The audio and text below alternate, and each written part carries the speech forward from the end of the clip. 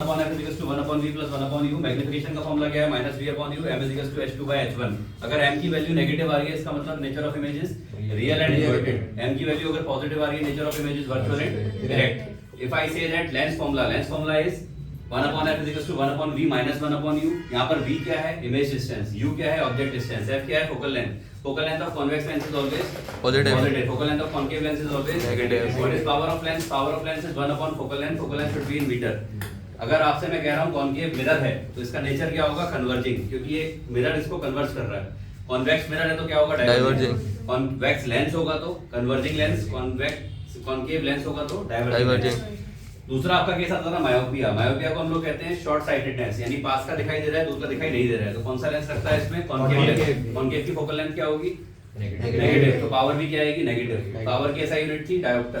तो दो लेंस को अगर आप जोड़ रहे हैं तो जोड़ने पे फोकल लेंथ ऐड होगी या फिर पावर ऐड होगी? 1 upon f equals to 1 power is equals to p is equals to p1 plus p2 and 1 upon f is equals to 1 upon f1 plus 1 upon f2।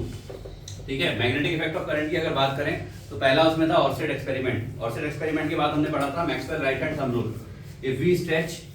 If we are holding a current carrying wire with our right hand such that the thumb represent direction of current, then curling of finger will represent direction of magnetic field.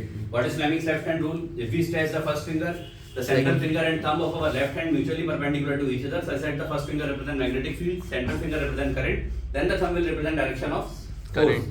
ठीक है। इसमें आपका next क्या आता है? Magnetic effect of current में आपको बहुत सारे पैटर्न्स बनवाए गए थे कि एक आपके पास एक कार्डबोर्ड था, वहां से तार ऐसे करके निकल रहा था, तो यहाँ पर मैग्नेटिक फील्ड की डायरेक्शन क्या आएगी? सोलेनॉइड वाला केस क्या था? किस चीज पे वो डिपेंड कर रहा है? Magnetic field is equal to होता है मोनी म्यू नॉट ni, यानी नंबर ऑफ टर्न्स पे डिपेंड कर रहा है, मैग्नेटिक मटेरियल पे और करंट पे डिपेंड कर रहा है। फिर आपका आता है AC और DC में डिफरेंस क्या है? AC is alternating current, DC is direct current. AC में क्या होता है? फ्रीक्वेंसी 50 हर्ट्ज होती है। DC में फ्रीक्वेंसी क्या होती है? 0 हर्ट्ज होती है या फिर कांस्टेंट होती है। और AC की अगर बात करें तो डायग्राम बनता था साइन की तरह ग्राफ, और DC में कैसा बनता था? कांस्टेंट।